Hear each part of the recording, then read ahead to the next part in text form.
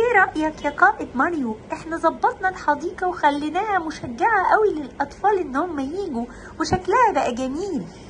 فعلا ده بقى شكلها حلو، بس ما تستغربونيش هما ازاي مش هيشوفوها. هما يسمعوا صوت البط فهيجوا جري. ما تنسوش الأرانب، انتوا كنتوا هتنسوا؟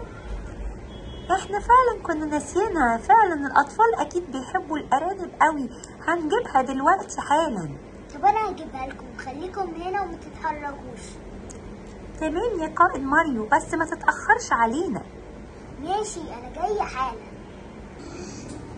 أنا جبت لكم الأرنب أهو. أمال هو فين؟ أنا مش شايفاه. فين الأرنب؟ أنا سبته في العربية ولا إيه؟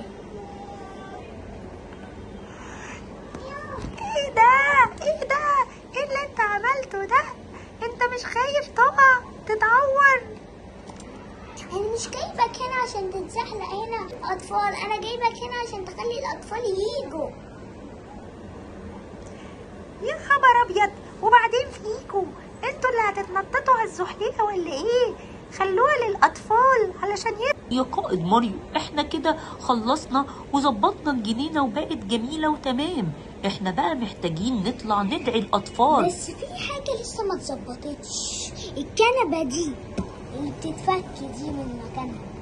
مفيش مشكلة يا قائد، دي سهلة جدا. احنا محتاجين دلوقتي حاجة، ان احنا نطلع ندعي الأطفال بره ونعمل اعلانات عن العالم بتاعنا علشان يحبوه ويبقوا بيجولنا مخصوص. ايه رأيك؟ ماشي. هنطلع دلوقتي بقى نعمل اعلانات. ايوه.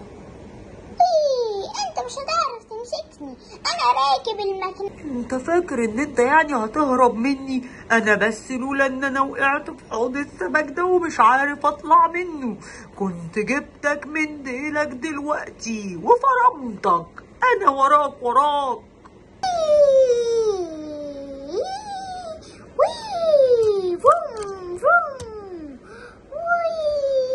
وبعدين فيكو يا توم اند جيري، انتوا في شكاوي كتير منكم من اهل الحديقة، عاملين مشاكل وكل شوية جري ورا بعضه. انا زهقت، انتوا لازم تتاخدوا على السجن دلوقتي. لا يا فندم، انا ما عملتش حاجة، هو انا كنت ساعدته عشان يطلع من الكرسي اللي كان بتاعي ده، وهو قال لي ان هو مش هيجري ورايا تاني، وما سمعش الكلام برضه وفضل يجري ورايا. يا فندم انا مش عملتش حاجة، انت شايف ده انا واقع في حوض سمك ومزنوق. انتوا الاتنين مشاكلكوا كتيرة وهتيجوا معايا على السجن دلوقتي حالا، مفيش اي تفاهم. احنا خارجين دلوقتي علشان ندعي الاطفال يجوا العالم بتاعنا ويشوفوا بعد ما جددناه وبقى جميل. يا لويجي، امال فين ايه الورقة اللي هنا دي؟ جيب هاتها كده يا لويجي. حاضر يا قائد ماريو. اتفضل يا قائد. دي بتقول فيها الحقوني توم اند جيري. امال توم اند جيري راحوا فين؟ مش هما المفروض يكونوا عايشين هنا؟